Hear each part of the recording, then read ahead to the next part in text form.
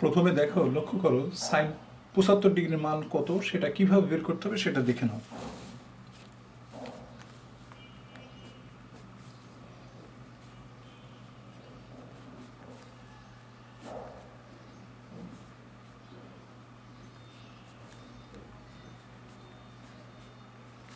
অর্থাৎ 75 পার তাহলে 90 থেকে আমাদের 15 ডিগ্রি বাদ দিতে হবে।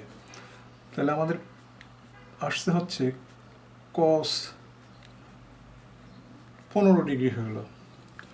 তো এখন এই কস 15 ডিগ্রিকে আমরা রুট করে দিলাম কস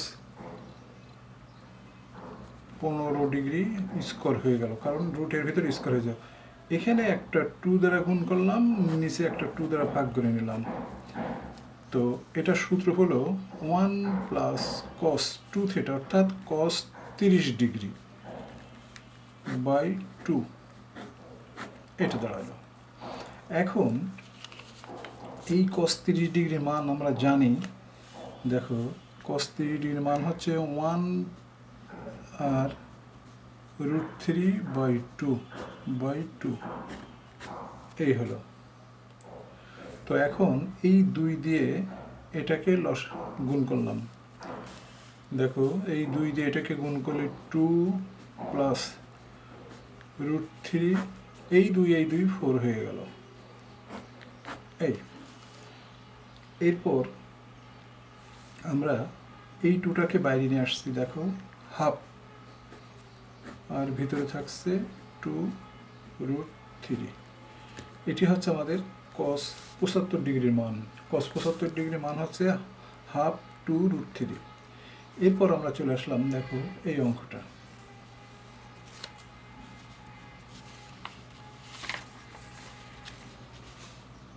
এই অঙ্কটার আনসার, এই অঙ্কটা কীভাবে করতে হবে সেটা দেখে নাও। তো প্রথমে আমরা 2 সাইন পাই বাই 3 গুণিত, দেখো 3×48 16, 2 সাইন পাই 3 গুণিত কী বললাম 16কে 2√4 করা যায়।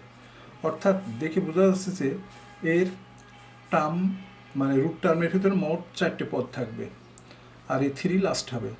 তো এখন অ্যান্সারটা এরকম দাঁড়ায় 2 মাইনাস √2 মাইনাস প্লাস √2 প্লাস 3। অর্থাৎ যতগুলো 2-এর পদ যত হবে ততগুলো পদ হবে। দেখো 1 2 3 4, এই 4টে এর মান হবে, কারণ এই 3টা লাস্টে চলে আসে, এখানে লাস্টে 3 চলে আসে।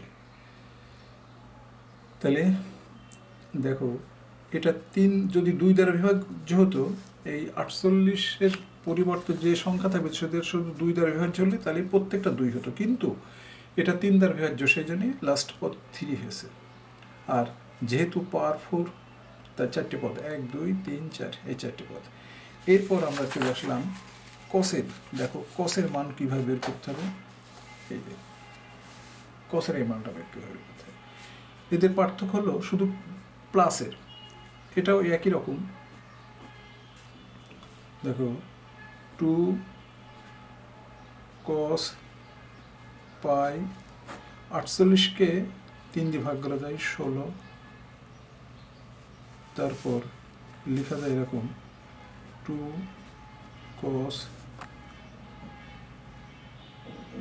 পাই 3 2√4। অর্থাৎ আমরা এখানে লিখব অ্যান্সারটা এরকম, 4টে পদ হবে, মোট পদ হবে 4টে। সেই 4টে পদের প্রথমটাও 2, এবং আগে দেখো সাইনের ক্ষেত্রে এখানে মাইনাস দিয়েছিলাম, যদি এটা সাইন হতো তাহলে এখানে মাইনাস দিতাম, আর কোনো মাইনাস, এর ভিতর কোনো মাইনাস আসে না। কস থাকলে 4টে পদ হবে কিন্তু কোনো মাইনাস আসে না। এই 1 2 3 4টে পদ এর, অর্থাৎ এর অ্যান্সারটা দেখো, এর অ্যান্সারটা আর সাইনের অ্যান্সার, সাইন এটা থাকার কারণে এখানে মাইনাস আছে, সাইন থাকলে এটা প্রথমটা মাইনাস হবে, প্রথমটা পরবর্তী মাইনাস হবে, আর পরবর্তী সবগুলো প্লাস হবে। আর কসের থাকলে কোনো মাইনাস আসবে না, এটা মনে রাখতে হবে। তো বুঝতে পারছো? এই তিনটে অঙ্ক আমরা কীভাবে সমাধান করলাম। আগামীতে আমরা আরও নতুন অঙ্ক নিয়ে আসবো।